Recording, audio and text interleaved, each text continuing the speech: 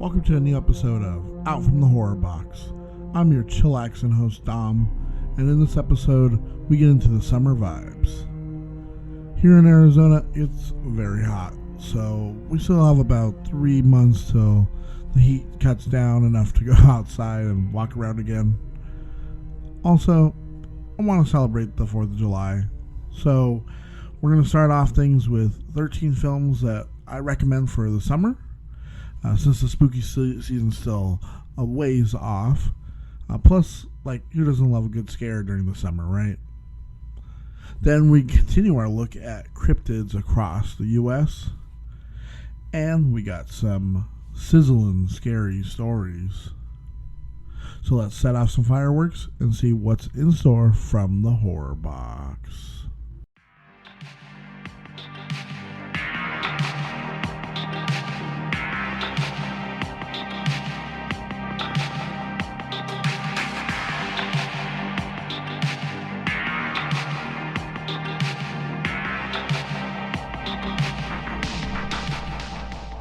So when this episode comes out, it'll be around the 4th of July, and here in the US, we celebrate our independence.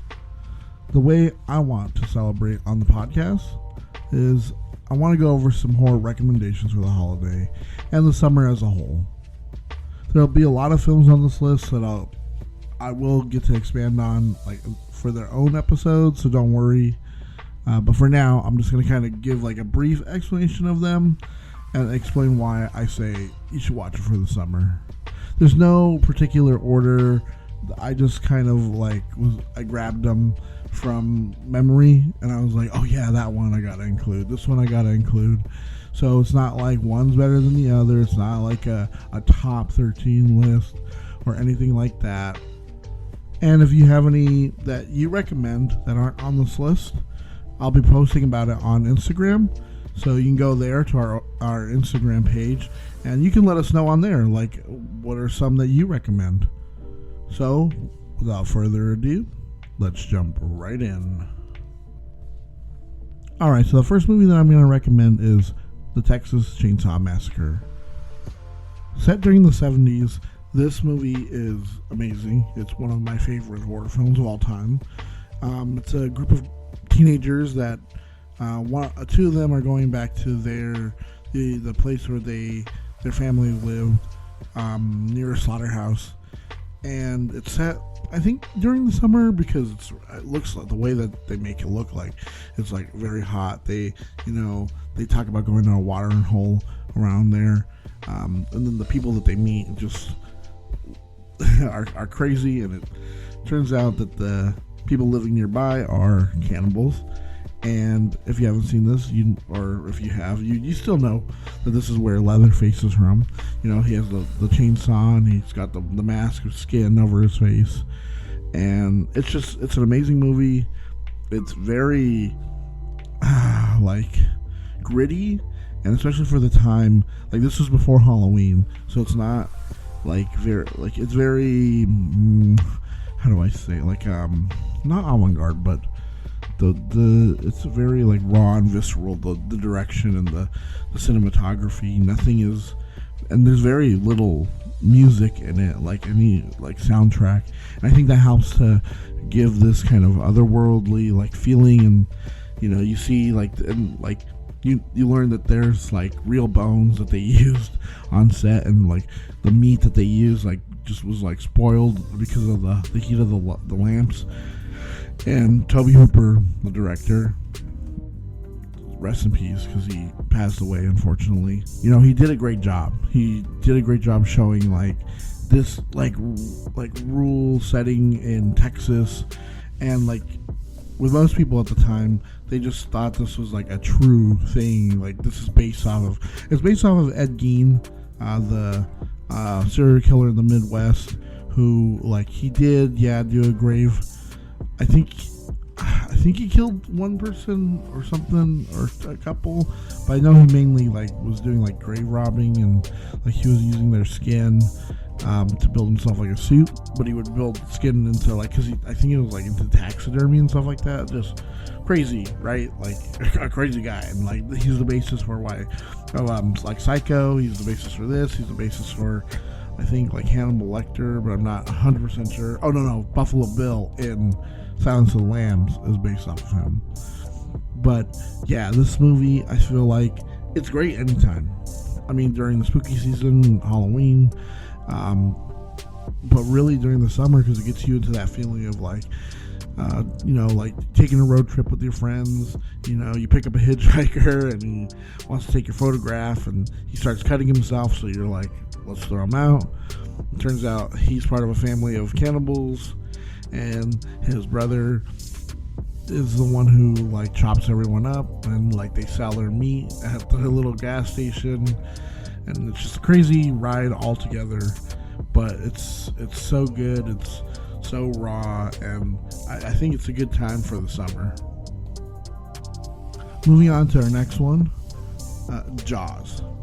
And I think Jaws is perfect because it's set during the 4th of July, that time period, on Amity Beach, and it's during a time when everyone's trying to celebrate. The mayor doesn't want to close down the beach because a couple of kids get killed by a shark, and then when a literal child is killed, that's when he's finally like, oh yeah, maybe I messed up. But it's at the beach, everyone's there. They're the families, going on vacation, and that's really how you feel like. It gets you in that mood of like, yeah, we're gonna celebrate for our independence, and we're gonna get into the summer mood. But then, what happens? Shark just ruins it for everybody. And it's such a good movie, from beginning to end. Spielberg created a masterpiece with this one. I love Jaws. There's it's nothing really scary about it. It never really made me fear the water or anything like that. But there is one part in the film where it's Richard Dreyfuss. He's going down, diving down, and he's trying to see what he can find down in the ocean, and I think it's a capsized boat or something. Oh man, I gotta rewatch the film. But a dead corpse pops out, right? And that's the only thing that really scared me from that movie, because I was not expecting that. From the beginning, Roy Schneider's great. The setting of just being in this ocean on this little tiny boat where there's this monster, and I love that fact that because the animatronic shark wasn't working, that Spielberg had to work around that, and was like, well, why don't we just not show the shark that often, because if we show it too much, everyone's gonna be like, it's fake. And they created this great sense of foreboding where you feel like something's there because you can see through its eyes, and it's there because we're seeing everything with it itself. And this movie is just it's so good. And I love the part where they talk about the story that's based off of the Indianapolis, that if I'm gonna shout out last podcast right here, because they did an episode. You should really go back. You should really go and listen to that episode. It's a harrowing story, and it's pretty messed up, what these guys went through. Jaws is just such a great adventure, and such a good, I'm not sure, it is the first blockbuster that really started this trend that, every summer has to have, a big event movie, right? But, it is a horror film, but it's, it's just really compelling, and it's telling a story without showing too much, without too much gore, without too much death. And I can't wait to talk about it by itself, because I love Jaws, and I can't wait to get into that. But that'll be for another time. It's a movie that I highly recommend everyone watch, even for older, younger, especially younger people. I feel like they don't watch too much of some of these older films, and it kind of sucks, because it's I just remember going back, and I didn't watch this till I was a teenager, and it kind of sucks because it's like, oh, I wish I would have watched it before. I just put off watching it because it is something that's in the kind of in the zeitgeist. Like with Texas Chainsaw, you already know, like from what people like, kind of like with Star Wars. If you've never seen Star Wars before, you still know who Darth Vader is. You still know who, like Yoda is. You still know these characters, right? It's just because it's in the pop culture. That's the same thing with Jaws. You still understand, like, oh, he's a killer shark. And he's a killer shark. But yeah, highly recommend, like 100% Jaws. Next up is one that I think that not a lot of like younger people have heard of or would have seen. The only reason why I saw it is because I'm like an older millennial, and also my parents, you know, my mom specifically, you know, we watch a lot of horror movies. So this is one that she remembered, and she put it on for us. The Town That Dreaded Sundown. It's very kind of the same with Texas Chainsaw, where it's supposed to be kind of like a mockumentary-esque style. It's I would say it's more along the veins of like the Legend of Boggy Creek, kind of done like that, where there were these murders that happened in Texarkana, and it was the Phantom Killer, and these are kind of reenactments of those killings, and it's so good. Like, I mean, it's not great, but I love the fact that like it's this mystery of who the Phantom Killer was, and like the things that he did to these people, like, and they show, like, yes, maybe they were a little bit exaggerated for the film, but I love that they went through and recreated all these, like, it's kind of like an extended version of like Unsolved Mysteries, where you get a longer story, and like we talk about like the townsfolk too, and like how they were like terrified of this person going around killing these teenagers. It was usually like teenagers at like the Lover's Lane type of killings, and like in the end we see like he got chased down to the point where they almost caught him, but then he got away, and like that's where you know, Jason from Friday the 13th had like the sack over his head, and that's where I think that's where they got that idea from, because the killer in The Town That Dreaded Sundown had a sack over his head with 2 eye holes, and that's how he went, you know, as the Phantom Murderer, Phantom Killer, or whatever for so long. I think we still don't know who he was today. And you know what, I'll kind of include in this the second one. There's another one called The Town That Dreaded Sundown. Also, it was made I think like the late teens. I want to say maybe like 2017 or something like that, but highly recommend it. I know it sounds like that it is a sequel, but it's I would say like a meta sequel. So in the sequel, The Town That Dreaded Sundown is a movie that the town now celebrates, you know, like not celebrates it, but like it has embraced it, and there's now a person going around who's being like a copycat killer. It's actually really good. I hardly see it on anyone's like lists for anything, but it was like, I thought it was gonna be kind of dumb. I thought it was gonna be like, you know, like when they give us like sequels, or like when they try and give us like, oh, another Jeepers Creeper, and it's just like bleh. Or, you know, they try and continue the series and you're like, please stop. Please just stop doing it. But honestly, this was a great film. Like the sequel. Like you should really watch them back to back, because it really works for the world. Because it could be like you watch the film with them, and then now you're in this other world where it's our world, but now someone's copying them. It's done really good. I highly recommend the second one, but even this one I recommend. If you can watch it, go watch it. Next up, we got a big one. It's one that I've already talked about. It had its own series, It's Friday the 13th. The original Friday the 13th, and I just mean the series as a whole, except for, I would say, maybe like the Jason X, and maybe like, I mean, I guess you could watch the whole thing, but they don't really take place like during the summer. After a certain point, I would say it's with like Jason Goes to Hell. But other than that, like most of them, I would say all of them, except for those two, are set during the summer, because it's all about a summer camp and this killer who's there. And then this first one, we know the twist. The twist is his mom is the one who was the killer the whole time. It was that she wanted revenge for her son drowning in the lake.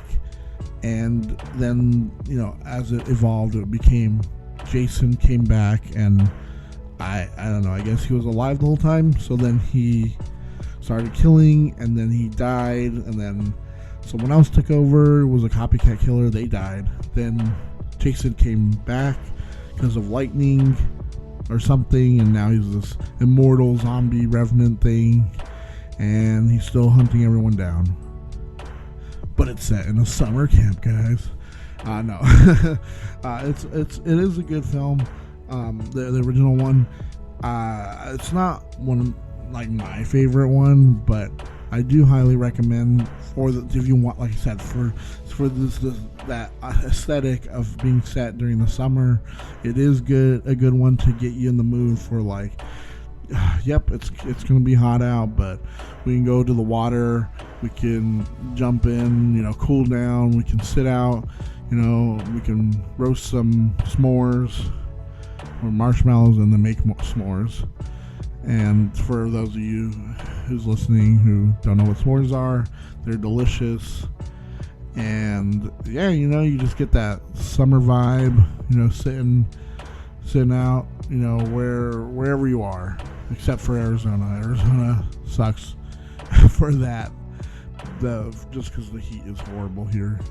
You can't really sit. I mean, you gotta wait till the sun goes down to even go sit outside. And even then, it's still like 100 degrees. But other than that, Friday the 13th is still, it's a classic.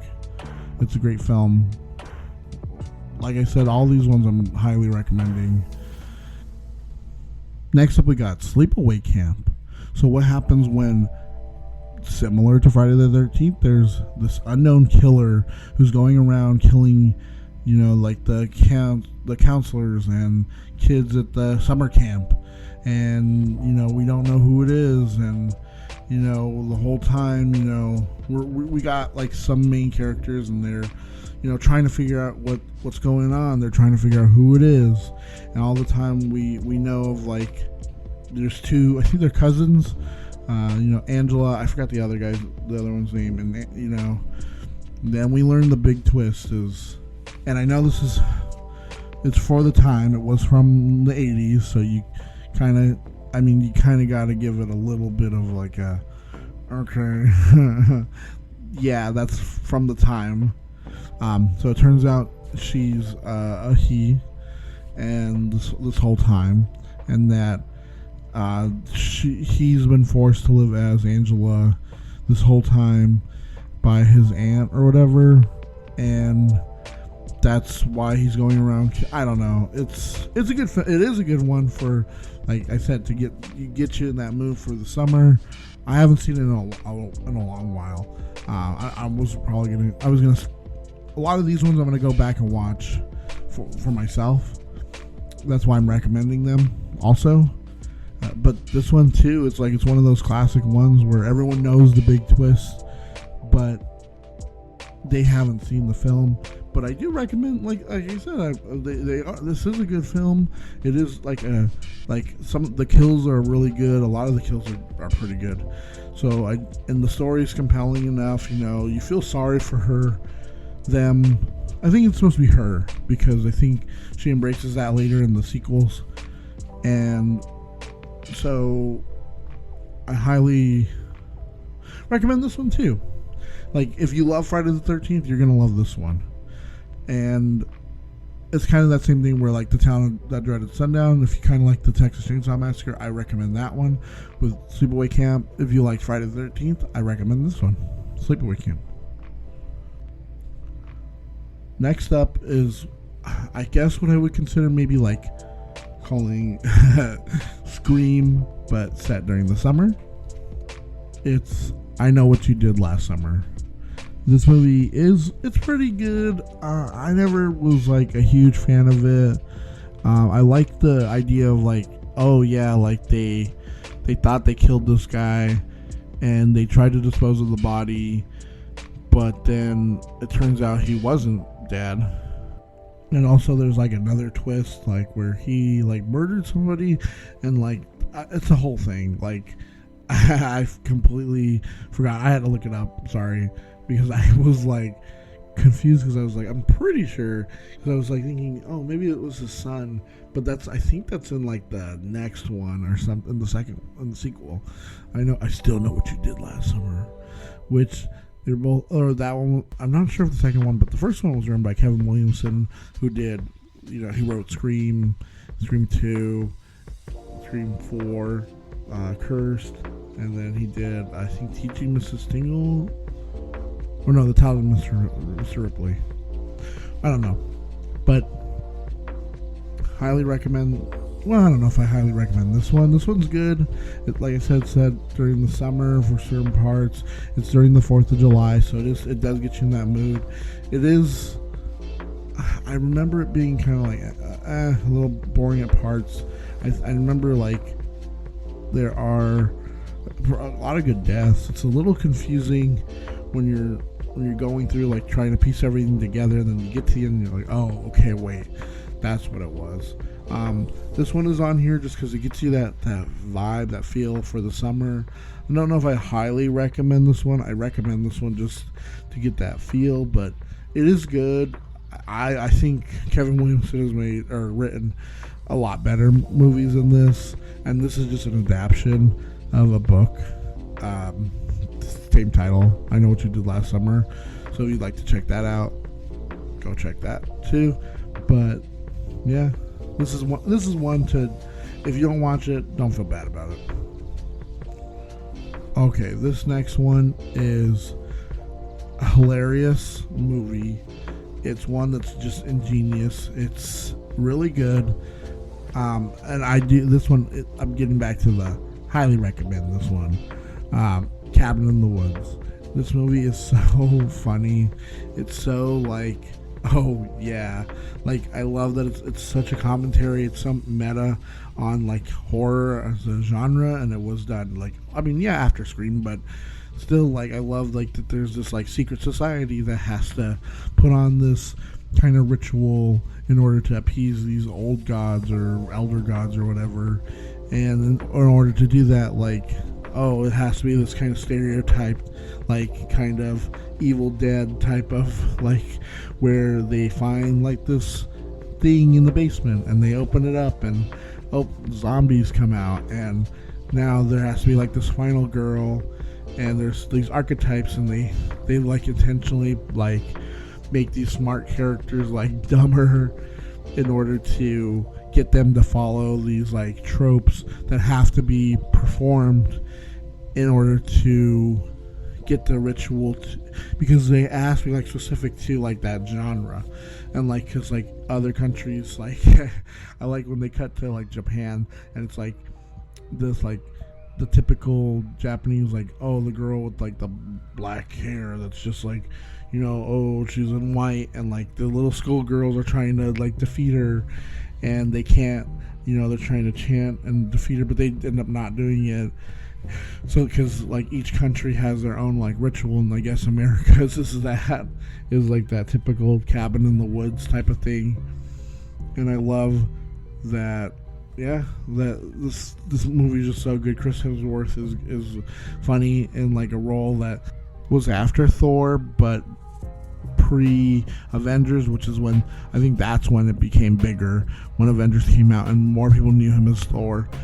But they shot that before. But I think they shot it before that too. I'm not sure on when, like, when the principal photography was for it and all that.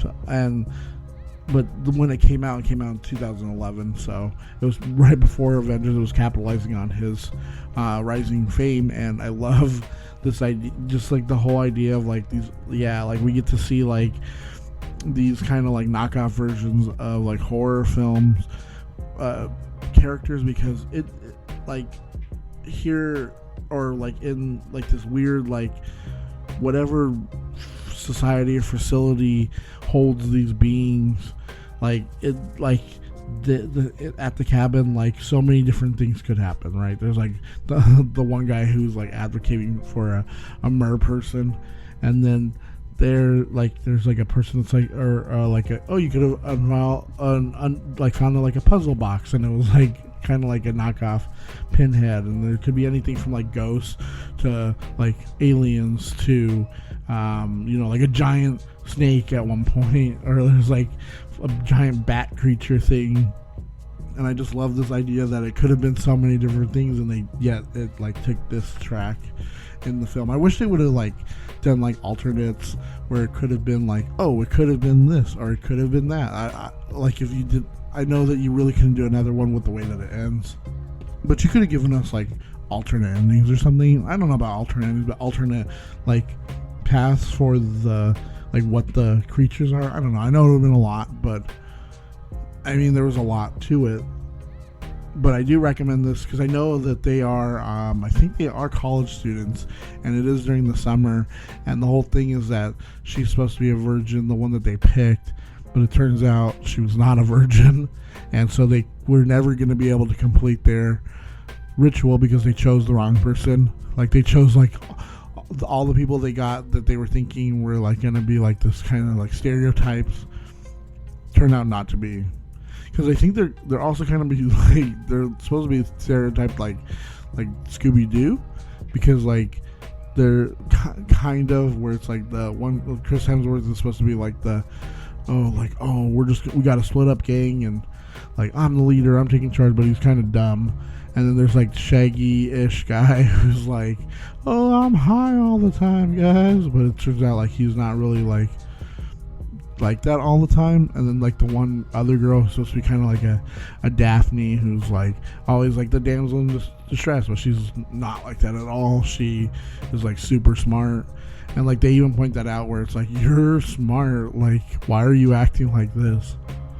And then like the main girl, like I said, she's not even a virgin, and they chose the wrong person like entirely. The entire cast is just the wrong people all the way around.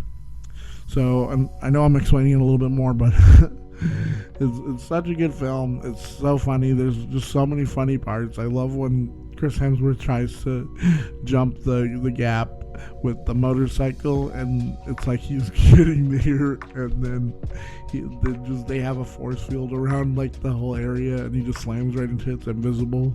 It's so funny. I highly recommend it. Highly recommend that one.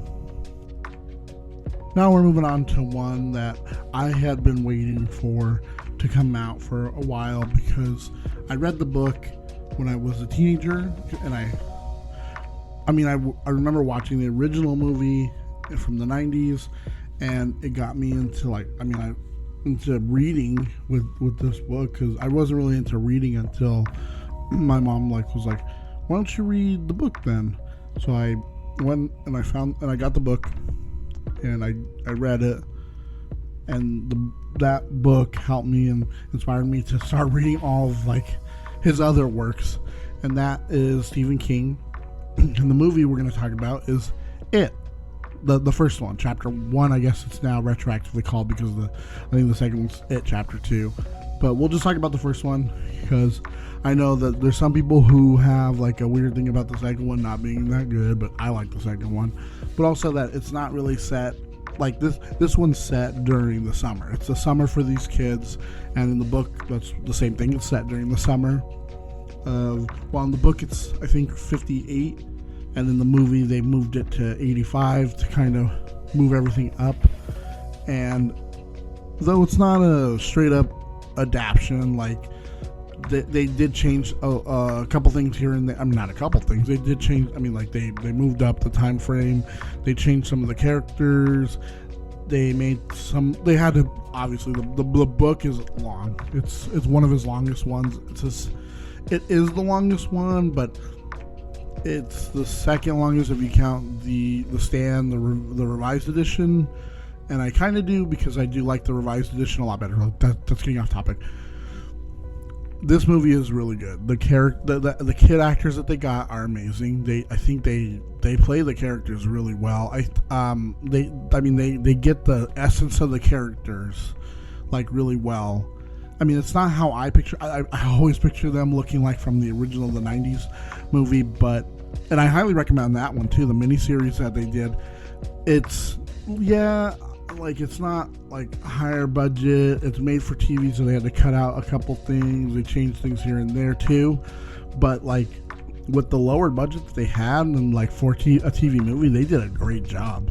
Like Tim Curry, he is the reason why people are afraid of, like, nowadays are afraid of clowns.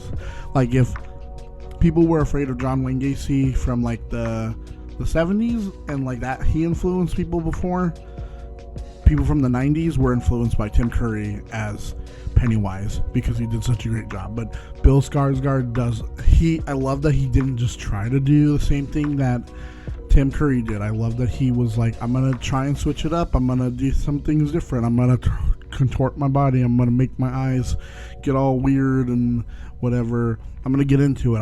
If I'm gonna go for this character, I'm gonna make him kind of over the top, but like in a different way. Because Tim Curry is over the top, and he chews every scene he's in, and so does Bill Skarsgård. But I feel like they do it in they do it in two different ways that we get two unique takes on these characters, and I'm glad for it. I'm just so glad that it's not just. It's kind of the same thing with like the Joker, right?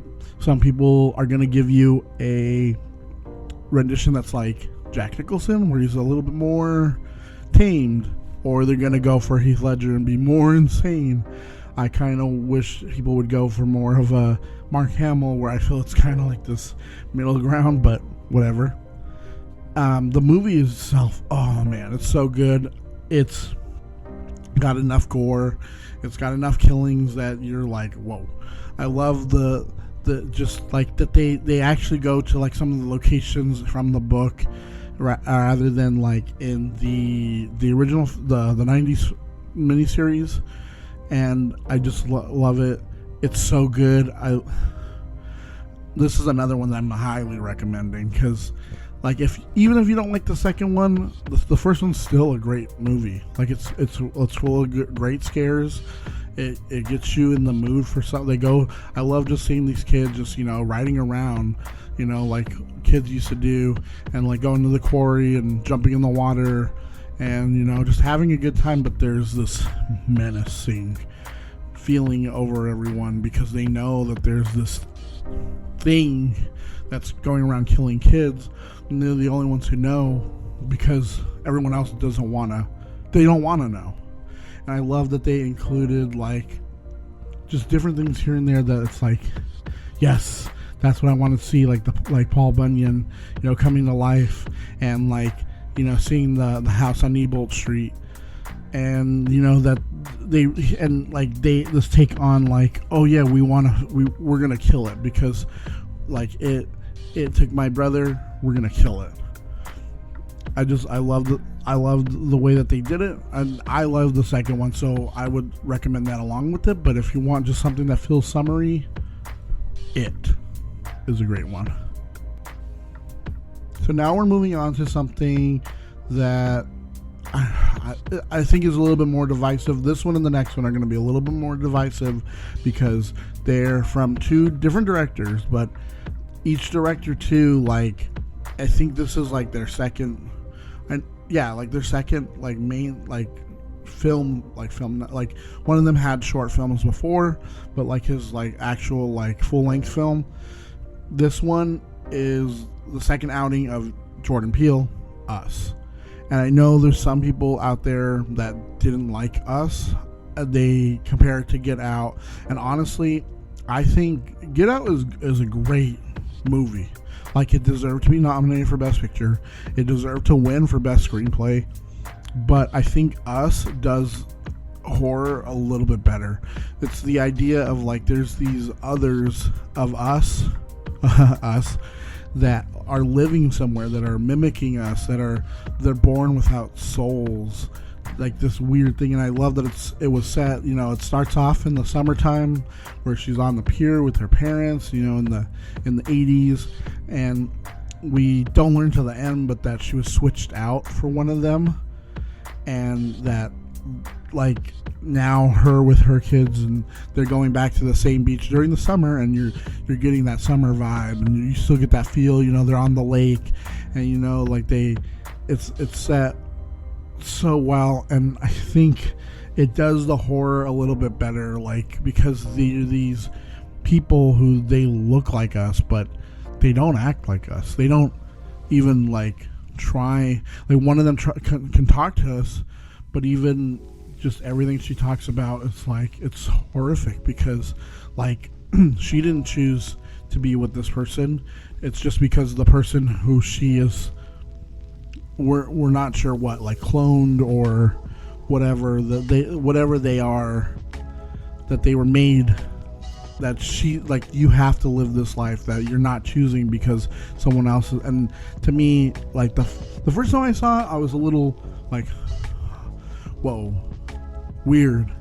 The second time I saw it, though, I got it. I got the gut punch of like okay, so this whole thing I'm seeing in the beginning, they're having to mimic every little thing that they're doing, and then like them living their life too. Like, these people who didn't want to live this life are the tethered, they are forced to, and now they're breaking free.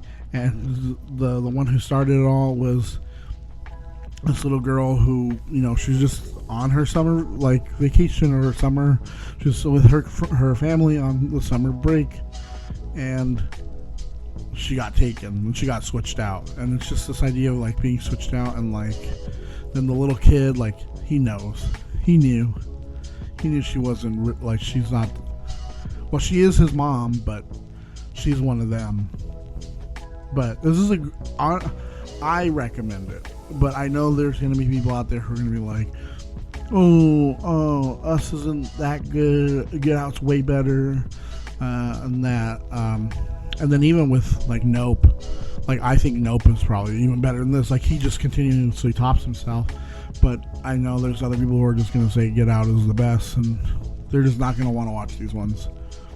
So let's just segue straight into the next one, which is, and this is another filmmaker who's popped up in the last few years. His first film, a lot of people were citing it as like the scariest film of all time. So when you do something that's Hereditary, and your second film is Midsummer, or Midsommar, I don't know. I call it Midsummer. I don't know why people are Midsommar, whatever.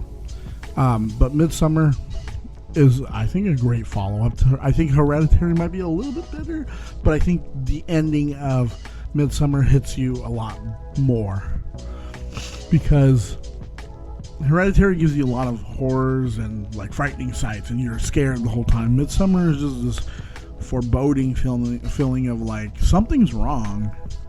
I can see that there's something wrong. I can feel it. Everyone is acting weird, but what is it? It's that. And then, like, being a person of color, like, when a bunch of white people invite you to some place, you got to be a little bit cautious, especially I love it, like, where, it's like their customs and the things that they do for this ritual are just out there crazy and disgusting, and like it's such a great film for just being like, it reminds me of like the Wicker Man type of thing. Like, it's not, there's these weird horrors going on because like, oh, they're throwing themselves off, they're killing themselves, but in the end it's like, it's even more crazy when they invited them there to kill them, like they're the sacrifice, they're the actual sacrifice for this thing. And I love that Florence Pugh plays it so well, where she, in the end, is just like, she gives that little smile and it just cuts. And it's so good. And it's another one where I think, you have to be a fan of Ari Aster to really appreciate his films. I think Hereditary is going to be the most accessible because I think he understood, like, not everyone likes what he's going to give.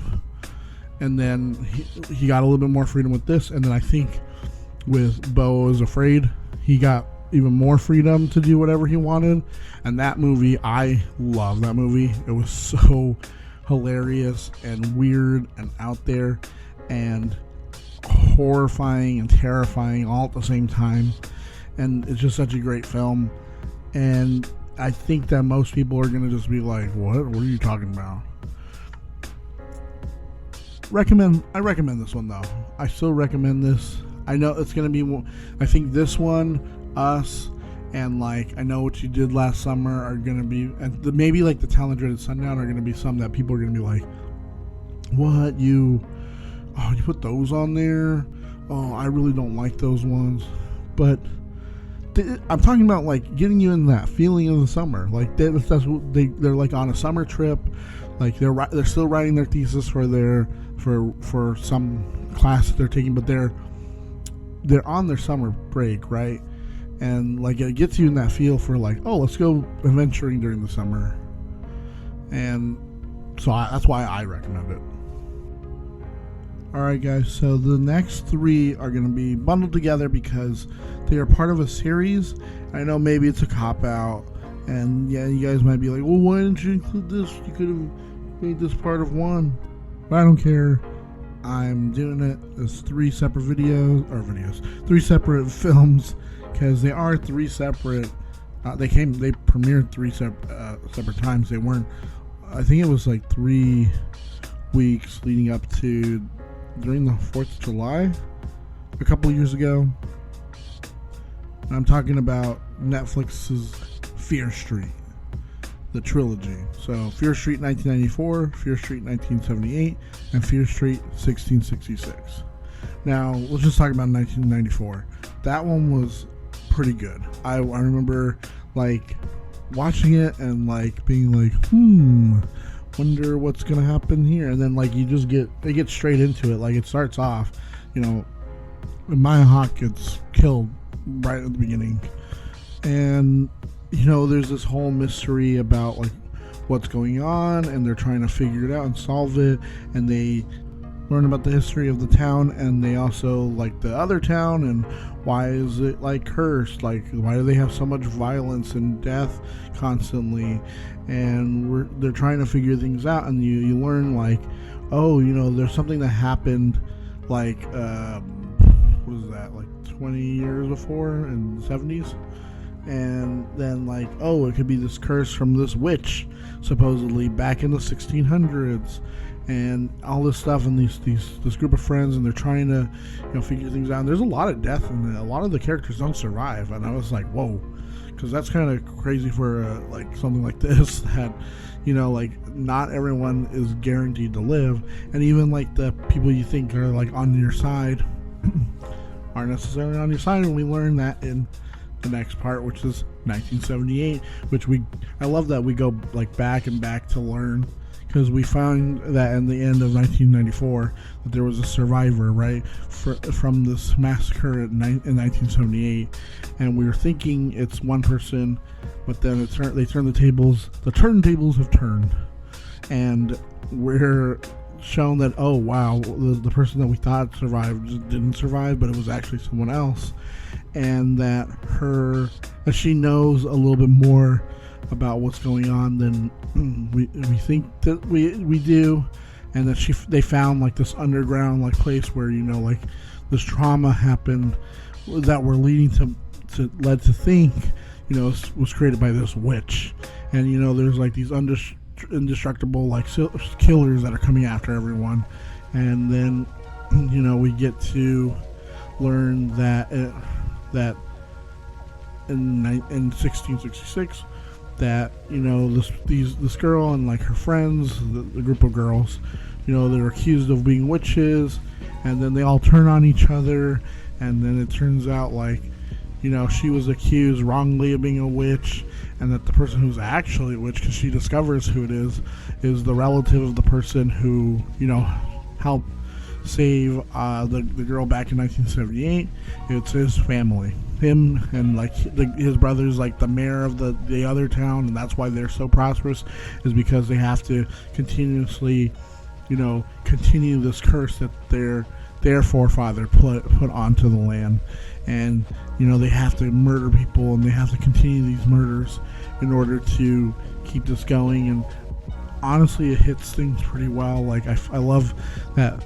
Like it like Fear Street 1994 feels like a film from like the 90s. That's what it to me is like. They got that down. And like really 1978 feels like a summer film from like, 'cause it's set in a camp, and it feels like a summer film from the 70s. And then what I love is that when you get to the 1666 one, it feels like kind of like The Witch, where it's set like back in the olden early days of this country before it was the United States. And it's the Puritans and how horrible they are, and how horrible living then was, especially for women. And it's like they nailed like the look of the films for those. I know 1666 isn't fully set, because it cuts back to 1994 to kind of bring things around. And I was like, that's what I was wondering. I was like, how are they going to bring everything around? Oh, but it cuts back too. And it's just got, especially I think my favorite one is like 1978. I think 1666 is really good too. 94 is okay. Like, it's really just like a setup movie. I mean, when you get to the end and like they start killing people off, it's like, whoa, that's when it gets really good. And then 78 hits really well, because it's really like an homage to like going back to like Friday the 13th, like Sleepaway Camp. It's this feeling of familiarity of like these settings of like from the 70s, late 70s or 80s type of like horror films. And it brings everything back around, and we get to see like all the monsters come back, or all the monsters, the like undead people that the guys are using to kill people, right, to carry on that curse. And I love that there's an ingenious way to like defeat them, and like they pull it off. It's just a great film all around. All three of them. I think Netflix, they let the director do what they needed to do, and they did a good job. This was a good event. I wish they would do something like this more, because I remember watching this and I was like, yeah, like, why don't you do more of this? Like, this is what would get people to watch more. And I know probably not a lot of people watched it, but this one I think I would recommend watching with like Sleepaway Camp, with Friday the 13th, like Jaws. Are you gonna watch those? Those are like the staples for like this time. Like, if you're gonna watch those, you should probably watch these. These are really good. It's set during the summer time, at least for 1978. It gets that very good like summer feeling, and it was released during the summer too. And I think all these films on this list are great. There's a whole bunch that I could have mentioned out there that a lot of people are probably going to be like, I don't understand why you didn't mention this one. Oh, this one's my favorite. But if you want to say what your favorites are and what I missed, please go to our Instagram channel, our Instagram page, and you can tell me on there, because I will be posting on there these films, and then I'll be asking everybody like for what their summertime horror film is. Not everyone's going to agree. They're going to have their own list, and I'd love to see theirs. I'd love to see yours. I'd love to see anybody's. Even if it's something that's like Jack Frost or something, right? Something that you wouldn't watch during the summer. Maybe you do. So let me know. Let us know on Instagram. So for now, though, let's move on to Cryptids.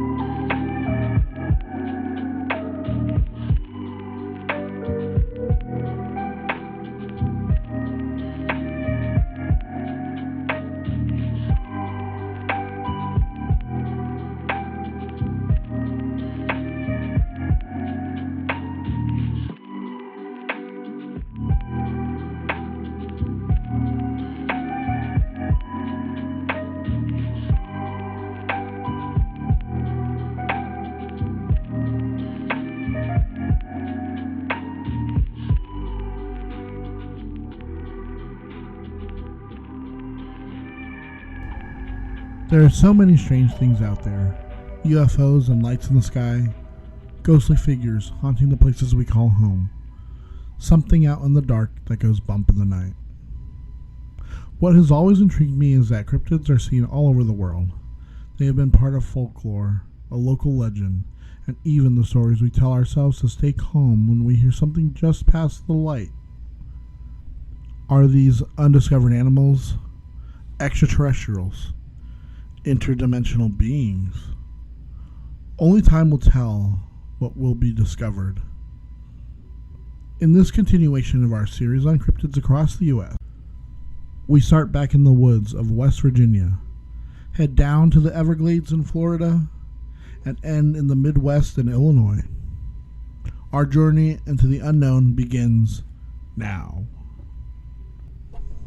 On September 12, 1952, at 7:15 p.m., two brothers, Edward Fred May and their friend Tommy Hyder, said that they saw a bright object cross the sky and land on the property of G. Bailey Fisher, the local farmer. The boys went to the home of Kathleen May, where they told their story. May, accompanied by three boys, local children Neil Nunley and Ronnie Shaver, and the West Virginia National Guardsman Eugene Lemon, went to the Fisher farm in an effort to locate whatever it was the boys had said that they'd seen. The group reached the top of the hill, where Nunley said they saw a pulsing red light.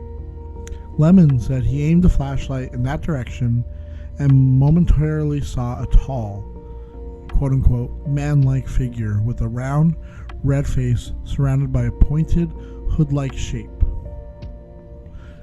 Now, descriptions varied, and in an article for Fate magazine, based on the tape-recorded interviews from the time, UFO writer Gray Baker described the figure as approximately 10 feet tall, with a round, blood-red face, a large, pointed, hood-like shape that was around the face, and eyes like shapes which emitted greenish-orange light, and a dark black or green body. May described the figures as having small, claw-like hands, clothing like folds, and a head that resembled the ace of spades. According to the story, when the figure made a hissing sound and glided toward the group, Lemon screamed and dropped his flashlight, causing the group to run away. The group went on to describe a pungent mist that they smelled in the area, and some later were very nauseated from it. When the local sheriff and a deputy went out to investigate reports of the crashed aircraft in the area, they searched the site of the reported monster but saw and heard and smelled nothing.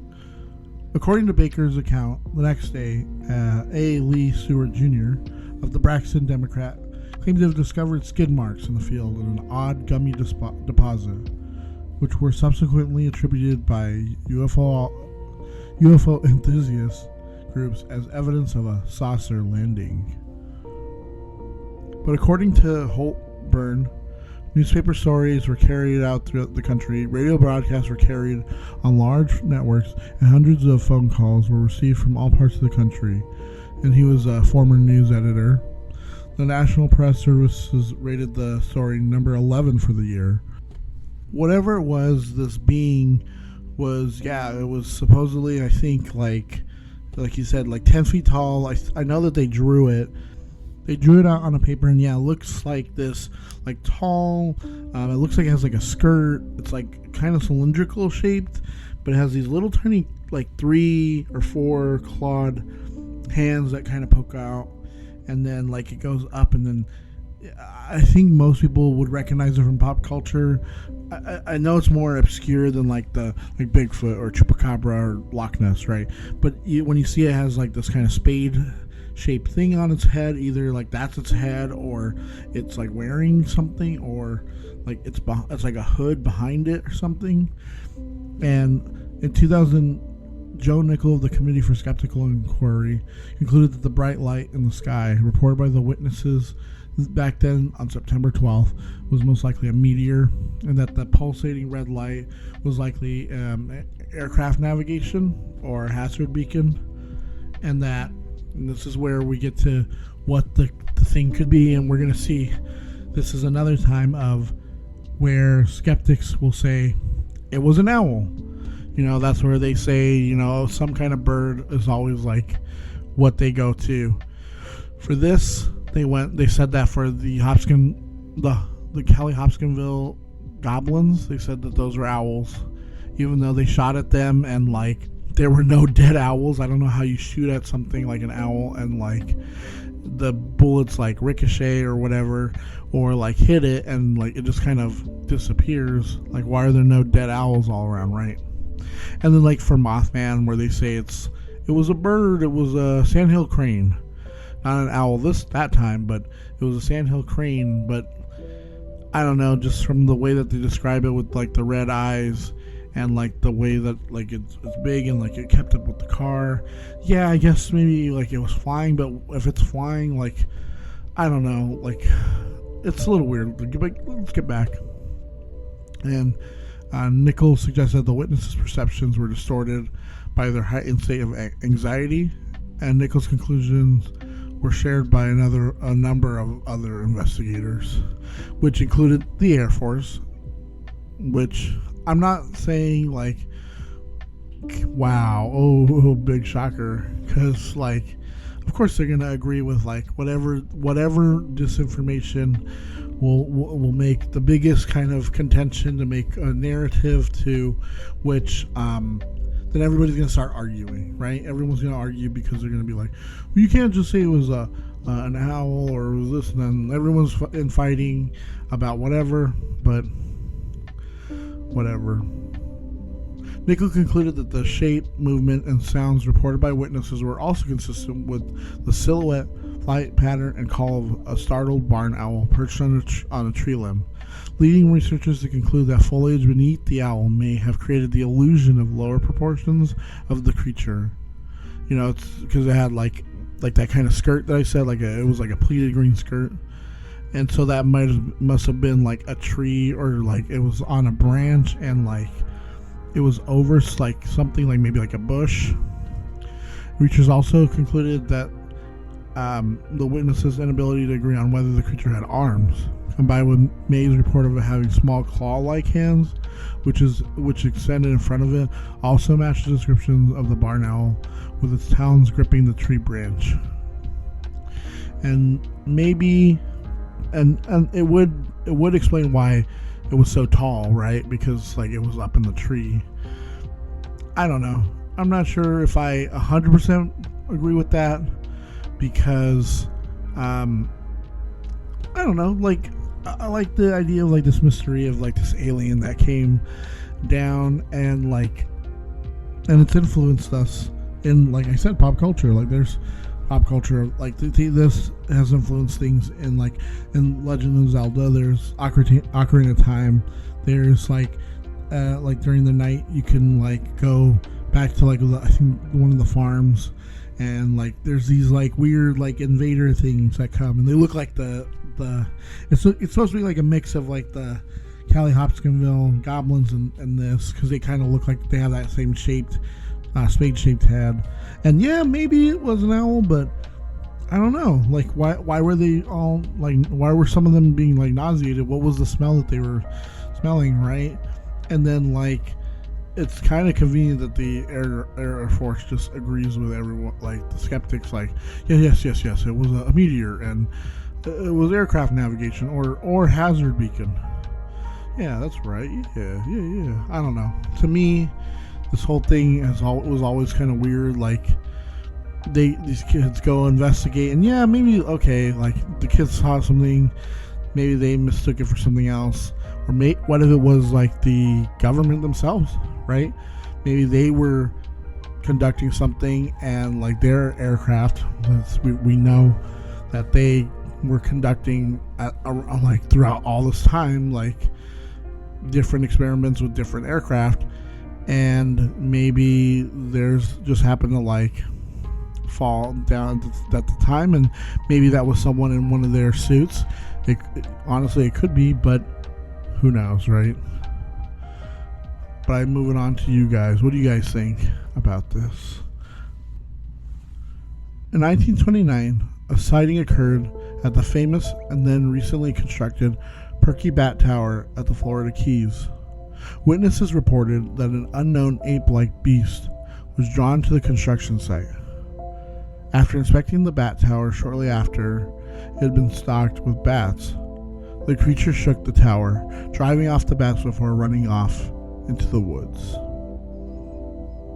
This being whatever it is, ape-like or not, or who knows, is commonly described as a bipedal ape-like creature that's approximately 5 to 7 feet tall, covered in mottled reddish-brown hair, so it's a smaller stature from what we traditionally see in descriptions of Bigfoot, and that's because this is classified as, Bigfoot's cousin, the skunk ape.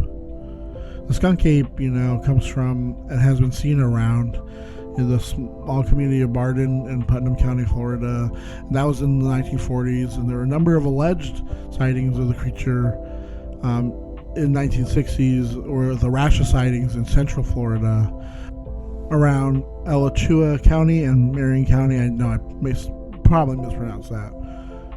One such report from 1963 involved several members of a family encountering an ape-like creature around their rural home, including one instance of it approaching a window to peer inside at night. The skunk ape were particularly common in the 1950s to the 1970s, and the Bigfoot Field Researchers Organization has archived hundreds of alleged sightings across almost every county of Florida beginning in 1955 into the present day. Back in the 1970s, two Palm Beach County Sheriff's deputies named Marvin Lewis and Ernie Milner reported that an ape-like creature stalked them through the grove before they shot at it with their firearm. They reported following a trail of footprints where they recovered hair snagged on a barbed wire fence line that had been pushed down. Then from 71 to 75, a rash of sightings occurred in Broward County and surrounding areas, with multiple eyewitnesses reporting nocturnal encounters with a 5 to 7 foot ape-like creature with dark red to black fur. And these events were heavily covered in newspapers, local and in other Florida cities such as Miami. And this is where the early instances of popularizing the term skunk ape came from. It was alleged that the skunk ape had invaded homes, stalked people, and killed several of farmers' livestock, including a horse and a bull. The local police department investigated after one law enforcement officer reported striking the skunk ape with his car. Posses were formed in an effort to locate the alleged creature, but no body or evidence was found. In 1977, a failed-to-pass bill was proposed to the Florida State Legislature to make it illegal to take, possess, harm, or molest anthropoids or humanoid animals, which I think is hilarious. I think that's so funny that they're like, well, what's the best thing that we need to do right now is we need to create legislation so that nobody, harms or, possesses or molests humanoid animals. Okay, any humanoid animals. That includes my cousin, Ricky Bob. Several Everglades wildlife tour bus operators and their guests have reported sightings.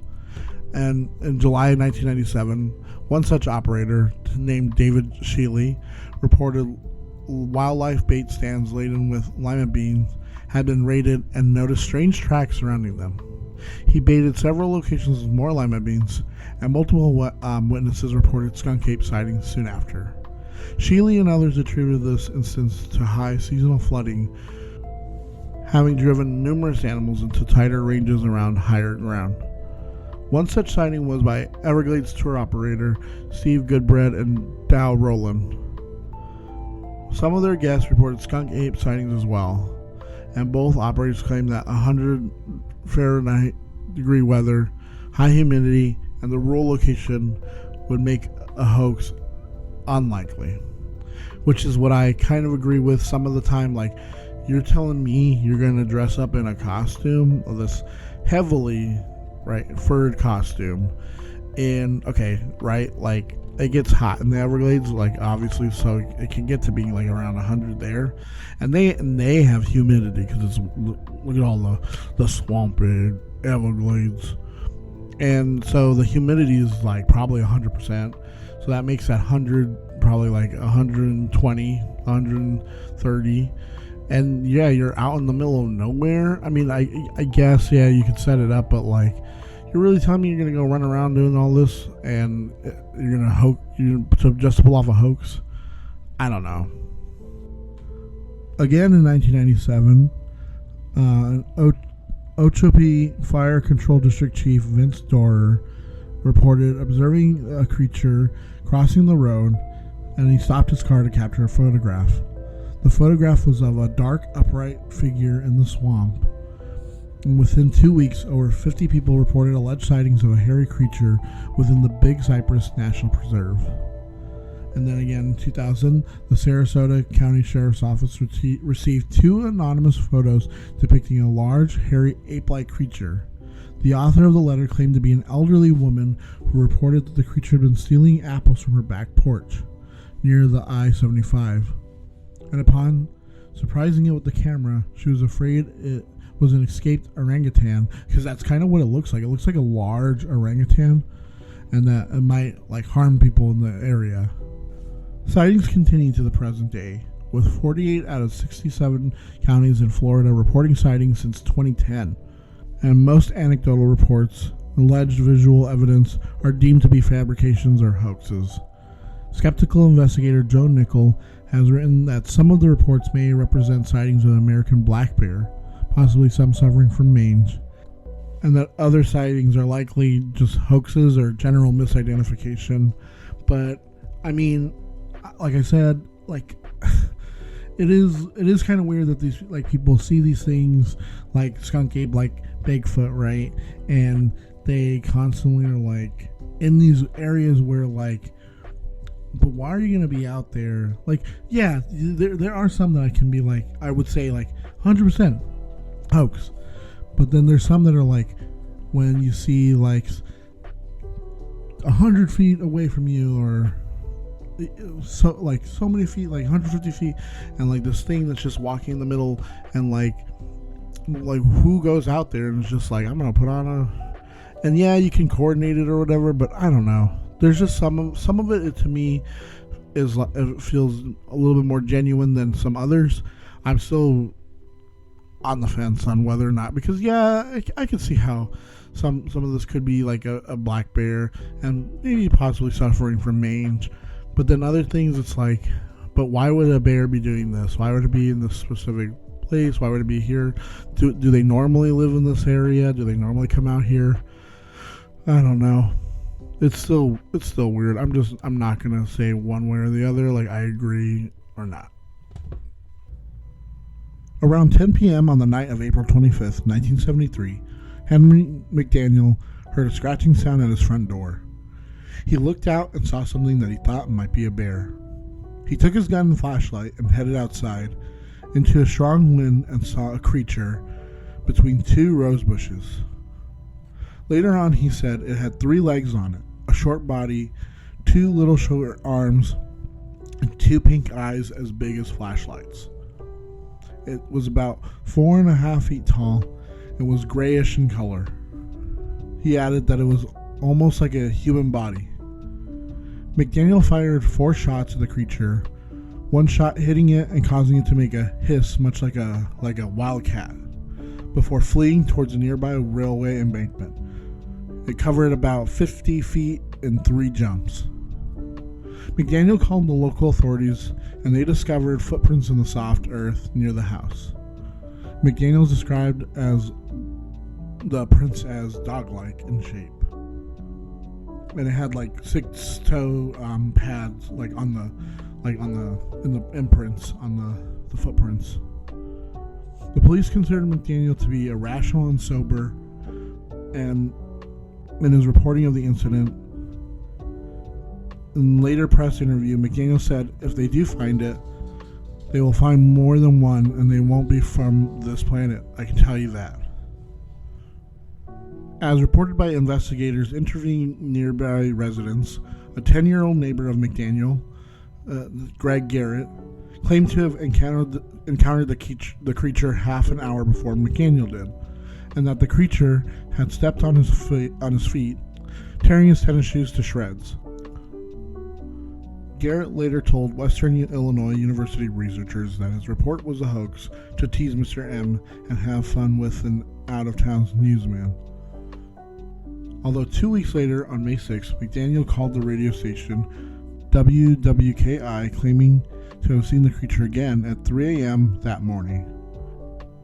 He said it was wandering the railroad tracks near his home, and McDaniel said, "I saw something moving out on the railroad track, and there it stood. I didn't shoot at it or anything. It started on down the railroad track. It wasn't in a hurry or anything."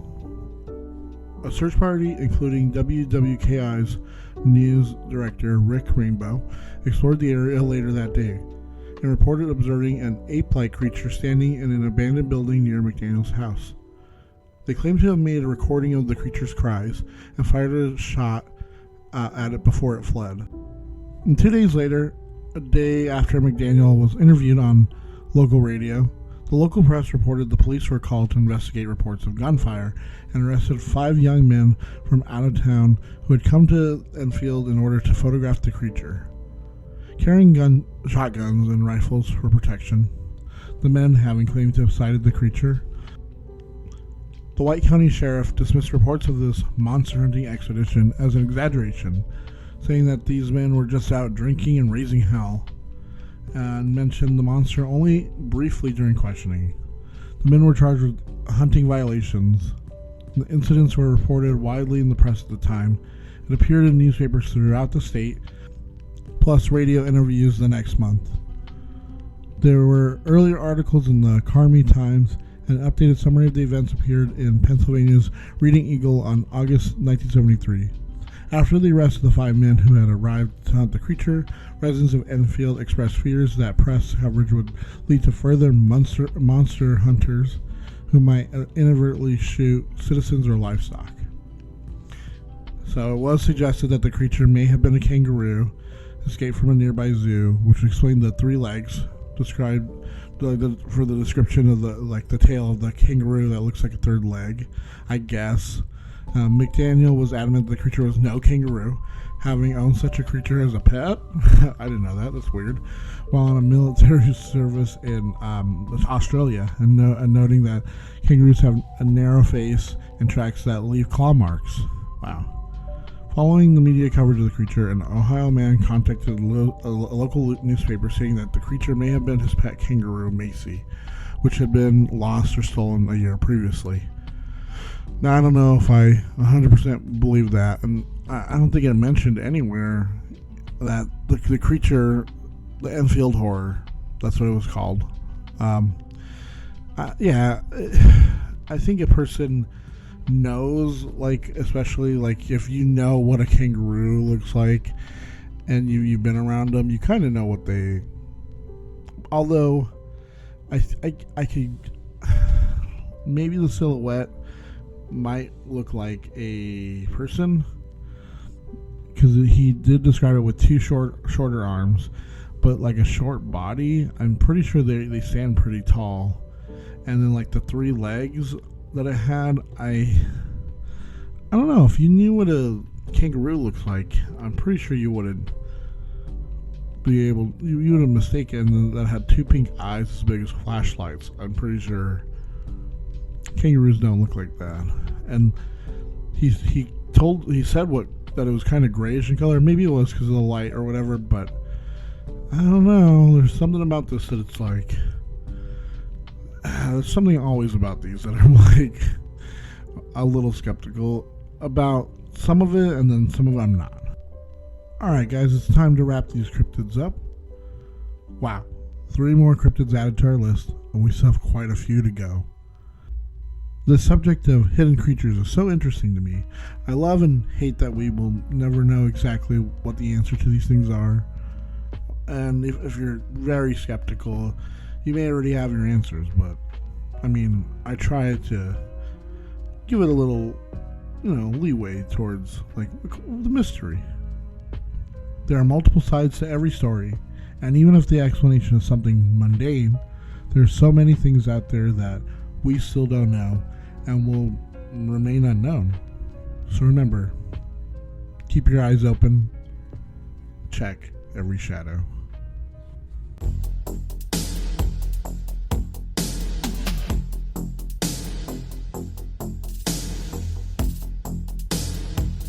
Alright, so as the fireworks blast in the air to celebrate the USA, listen to these sizzling, scary stories and have a good time. Our first story is called 4th of July UFO. I saw a UFO once. My family was attending a 4th of July party at a friend's lakeside home out of town. We weren't shooting off fireworks at the time. In fact, my friends and I were on a boat in the middle of the lake. And we were far enough outside of town that nobody else would have been lighting fireworks anywhere close to where we were and we could see. I happened to be looking up at the moment that a light streaked across the sky. It was moving way too fast to be an airplane, all the way across the sky from horizon to horizon within 10 seconds. But it was flashing in a regular pattern, so it couldn't have been a satellite or a meteor. Do I think it was aliens? No, but I still have no clue what it could have been. And that's what I say about all UFOs, is that they don't necessarily have to be aliens, like at all. They are just unidentifiable, right? Just some strange object in the sky, and who knows? Yeah, like, I mean, he says it couldn't have been a satellite or a meteor, but maybe it was. Maybe they were near like a military base, and maybe they were doing some kind of exercise and it was a jet or something, right? Like maybe something he didn't know. But still, like, that's what I mean. It's like they're unidentifiable. Who knows what it could have been, right? Our next story is called What Honda Saw. My dad has a friend, Tony, who regularly visits a public fishing lake. One night, me and my dad went to visit him by the lake to enjoy some food and have a chat and maybe catch some fish. With us was Tony's dog, a cute old whippet named Honda. Tony explained that there was a man who he shared the lake with who had recently died. Tony mentioned how he hated this guy. This guy really got on his nerves, and they were always getting into petty arguments. Tony mentioned how this guy was a veteran visitor of the lake and how they had erected a bench beside the lake at his favorite spot to honor his memory. All night, Honda, the dog, was acting very strange, digging herself holes, then sitting in them, barking at nothing, and walking off into the darkness, needing to be called back. All three of us mentioned how oddly the dog was acting. Eventually, me and my dad left at around midnight. The next day, my dad told me that Tony had phoned him, explaining how Honda had begun to stare at his dead man's memorial bench. Despite Tony calling her over, pulling her away on the lead, she refused to do anything else but stare at it without moving a muscle. Tony said no one was going to believe this, and therefore he took a photograph with his phone. My dad proceeds to show me the photo that Tony sent him, and it was a picture of Honda in the foreground, pointing at a bench, and upon the seat of the bench was the dead man's fishing rod in a faint green hue, just like the Scooby-Doo ghost. I've tried to find this picture, but it was years ago, and it's probably lost. I would never have believed it unless if I hadn't seen it for myself, how odd the dog was acting. Animals can't fake it. Honda died a couple of days after this. Man, that's sad about the dog. I mean, also the guy too, but it's kind of weird, right? Like, why would, like, that, like, animals do this? Whenever there's something strange or mysterious going on, something out of place, they know, they can feel it. And the fact that you took a picture and there's not the person that was there, but like the rod, the fishing rod, and it was kind of greenish, like you said, Scooby-Doo-ish ghost, the phantoms, not funky phantom, the phantoms, like the ones that everyone thinks of when they think of Scooby-Doo. And yeah, it's just kind of weird. And the dog knew. And that poor dog. And I guess, like he said, or whoever, the person said that the dog was old. So you could chalk it up to that. But was it something else, something more sinister? I don't know. Our next story is called July 4th, Alaska. So I'm no longer allowed to talk about paranormal things in my household. I'm married, 23, and now have 4 dogs. Because I've had quite a few things happen to me growing up. Well, on July 4th, 2020 in Alaska, me, my wife, and my buddy and his wife decided to go to the hot springs and rent a cabin. While there, we came up on the subject of the paranormal, and I explained the things that had happened to me previously. We laughed about it, and I started playing around later on in the restaurant that they had there, like, if you're there, flicker the lights. And weirdly enough, one did flicker hard. Ignoring it, I seen a bird feeder out the window and decided on if you're truly there, make the birds leave. Thinking it would fly away eventually. Instead, it got absolutely bodied by a much larger bird. I horrified my wife, and we decided that enough was from me, right? That night, my buddy's wife had something tug her hair in her sleep and had seen something. My wife had something wake her up, but it was completely silent. After going home, our household there continued to have paranormal noises, and our 2 dogs at the time occasionally stopped and stared at the doorway with nothing there or where they were looking, and would growl and bark viciously, like hair standing on their backs, more than I've ever seen before. And they've actually fought each other. Also, something wouldn't let my wife sleep for 4 days straight by pushing on her legs when she would almost fall asleep and making noises in the hallways. I even talked about it to her friends at her friend's place, and soon after, they had experienced paranormal things too. So, consequently, I've been banned from talking about these things out loud. Not really sure what to make of it, but sounds like a Ouija board is the last thing I should touch. And yeah, dude, sounds like there's something with you. Probably something's attached to you, and like it latches onto other people when you talk about it. I mean, because that's what I've heard from certain, like, poltergeists.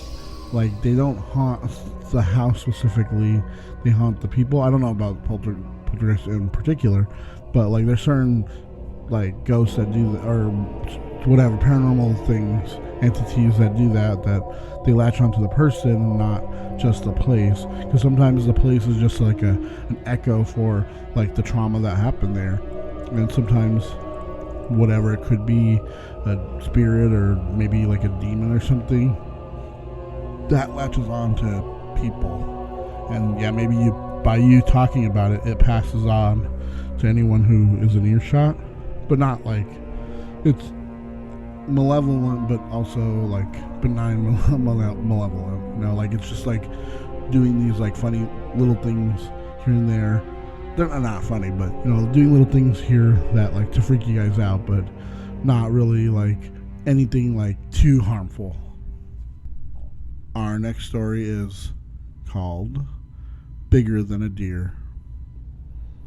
Not my experience, but my uncle's. I heard the story from him before the burning hours, around 3 a.m. to 4 a.m.-ish. Couldn't determine the exact time. It was a month ago. I believe when he told me about a spirit, demon, guardian, whom he met during a hunting session he had a long time ago, long before I was even born. This being is special, it's docile, protective, helpful, and insightful. My uncle went to hunt deep in the forest, which is located near our village in the boonies. It takes about an hour to reach on foot. The day wasn't either cloudy nor sunny, It was warm, but it had a breezy wind, giving life to all the day. He didn't get anything that day, but he found something else far valuable than any sort of game he'll ever go on a hunt for. Countless of hours had passed and wasted on tracking and waiting. He spotted something large and unknown to him in the forest. It had antlers, but it was no mere deer. It was bigger than a deer that he had ever encountered, easily towering him, he thought. To guess how tall and big the creature was, he said it could look like a deathclaw from Fallout, but at least as large as a small hut, and not reptile, as it indeed looked like a deer. This thing looked at him and with round black eyes, with curiosity, as my uncle aimed his gun, hoping to kill it and bring it home. Steadying his position and conquering his anxiety, he shot it, but the bullet never hit it. Spooked and shocked, the so-called deer ran into a direction which is familiar to my uncle to route to the village. This behavior is indeed strange, but my uncle proceeded to follow it. It never came to his mind that the thing did not leave any tracks, no blood, no trail, really none at all, until he saw it enter a clearing and eventually vanish. Before chasing the mythical beast, he didn't even spare a thought that the bullet which he shot even got to the deer. My uncle is a good shot. He has never missed unless the missing shot was caused by something else, wind and the sort. The being never left any trail, only a small part of it, perhaps something which was connected to its antlers.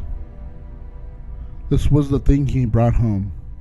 When he slept for a moment, he had a dream, or was it a nightmare? He dreamt that there was a knock at the door, but also scratched by something. Opening the door, he saw it again, only this time it was very close to him. Waking up, he took up his gun and machete to hunt it again, but he was only shouted by other people who saw him storming out of his house, looking furious, which terrified them. Realizing that the thing he brought home was something supernatural and it links the being to him, he took it and went to a local witch doctor. He knew that the thing which he met in the forest was some sort of spirit. The witch doctor told him that the being favors him, my uncle, that is, which is why he left a gift for him so he could meet him. The witch doctor fashioned the small part of the spirit into a charm so it could be hanged, carried, and be put anywhere as a small shrine. My uncle was terrified because of the spirit, as he had never had any experience with such a thing before. But he was soon calmed down by the very spirit which he had tried to kill in his dreams again. After that experience, my uncle's life has no worries. It wasn't a life filled with luxury, but he never had to complain about anything. Anything he wished for, he worked hard for and received rewarding gains. I wonder what kind of person he was before he met this dear spirit of his. My family told me he was a little devil, and when he was in his youth, the typical bad boy indulging the life of hedonism, but after the encounter, they said he changed. But they didn't know that it was something that had to do with the supernatural. To this day, I still wonder if that thing was harmful, as I'm a Christian. It has been with my uncle for years, long before I even existed. I know that the supernatural exists as the two parallel beings, the God and the devil, is real. So does angels and demons. The question is, was this an angel or a demon? Observing my uncle, I believe that this is one of the fallen angels that fell with Lucifer. At least it's not killing him. The being's not going to be exorcised for now. Maybe it can help me too? Hee hee. I would love to have some kind of guardian which motivates and protects me from harm. When Judgment Day comes, I'm going to vouch for the fallen angel for keeping me safe. By the way, maybe it's a certain radio host dear demon overlord in hell? Haha. The story was pretty good until you get all to that weird Christian stuff at the end. That's kind of stupid because okay, to me this sounds like a forest spirit, something like a guardian of the those whatever woods are near you, and it was trying to tell him maybe something like, yeah, maybe you're on the wrong path. Here, take this charm, and I'm going to set you on a better path, or whatever. And it's not really like here's rewards for. It's more of like you're doing good, so like I'm going to keep you safe. I'm going to keep you away from harm. And I don't know, just like bringing all the dumb like Christian stuff, because then it kind of like, to me, that kind of like dispels like the notion of like being one with the forest and the earth, and like, because it makes it seem like, yeah, you have to choose whether it's an angel or a demon. But some spirits in this world, I think, if there are spirits and they're real, that not all of them are evil, not all of them are bad. I mean, holy. I mean, like maybe like this being a spirit of the forest, it's benign to people who protect it, but it's malevolent to those who try to hurt. Like more so than like, you can hunt in the forest. Like any animal needs to hunt, but like if you're being destructive to the forest or the whatever woods you're in or whatever land you're on, that's when it'll become more hurtful towards you. And I don't know. That's why it's like, well, I don't know why you're bringing all that stuff. It's just kind of dumb, because now now it has to choose. Now it has to be like whether it's like good or bad. And if it's bad and you're like, well, it's not hurting him, then, but that goes against your whole beliefs. Then that unravels your whole beliefs of like God and the devil. Because if he's a demon that's helping your wouldn't you want to get that out of there? Because that means your uncle's going to go to hell, right? Because he's working with Lucifer, the devil, and all this. I don't know. That's kind of dumb. But other than that, yeah, kind of creepy. Like, I think it's good that like he went after it and tried to find it.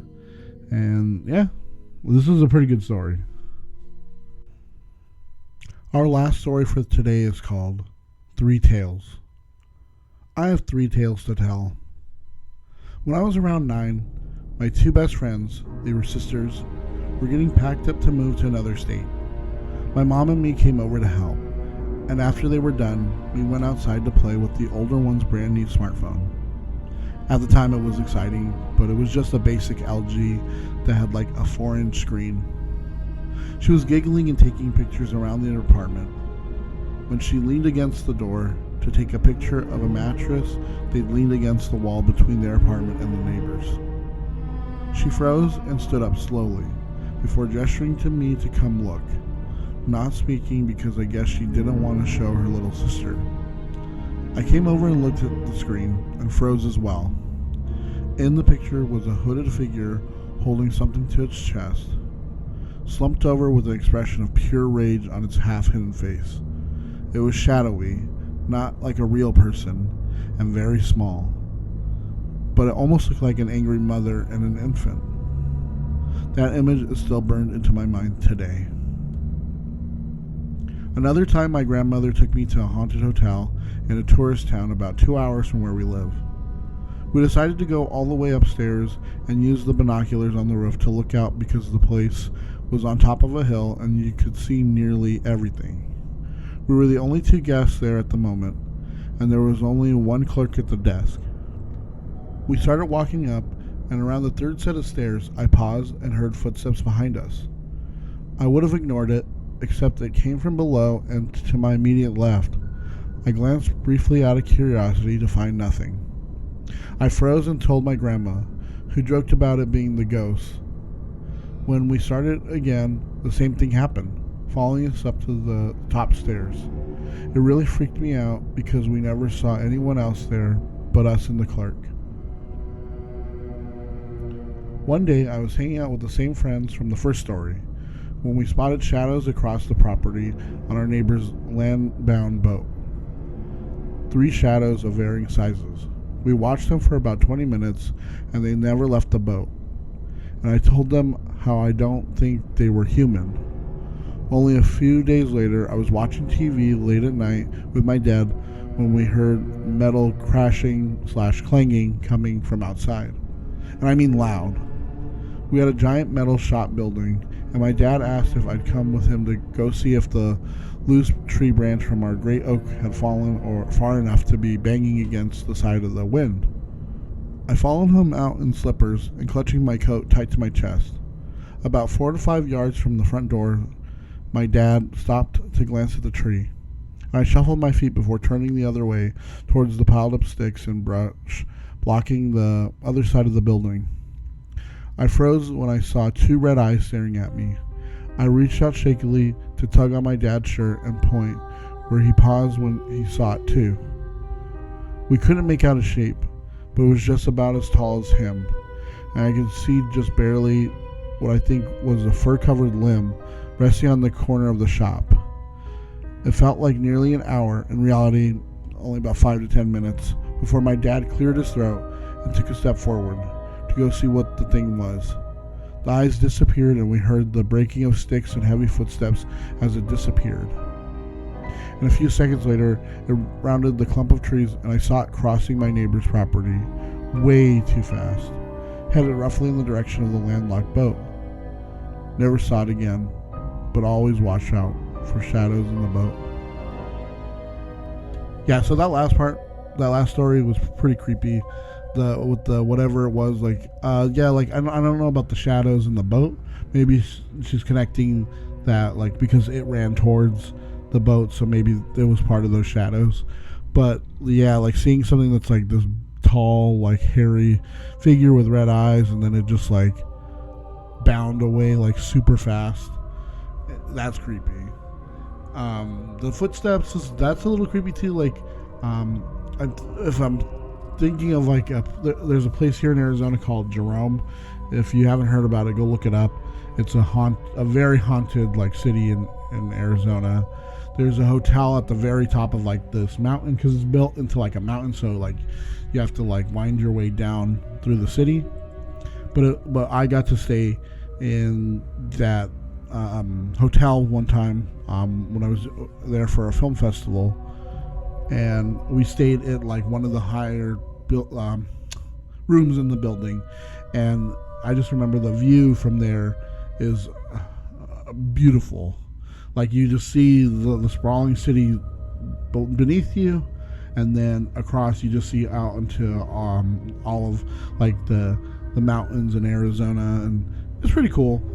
But that's kind of what it reminds me of, and this I could just imagine being in that hotel and walking up the stairs and hearing someone walking and then there's no one there.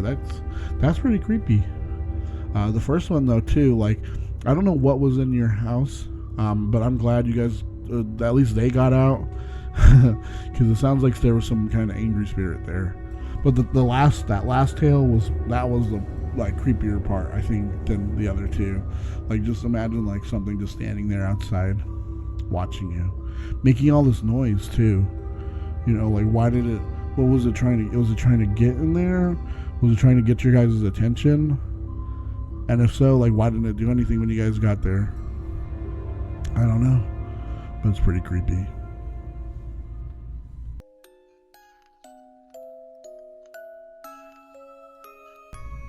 Thank you all for listening.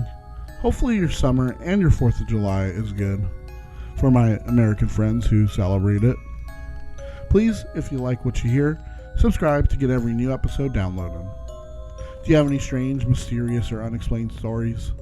Are they true? Did you craft a story yourself? We would love to read your stories, and you can email them to horrorboxpodcast@gmail.com. We also like to post those stories to our socials on Instagram or TikTok at Horrorbox Podcast, where we also have updates and news. One last thing. If you like the podcast and would like to support the podcast, you can buy me a coffee. You can buy me a coffee at coffee.com/horrorboxpodcast. It would really help out. We'll see you next time and hear what comes out from the horror box.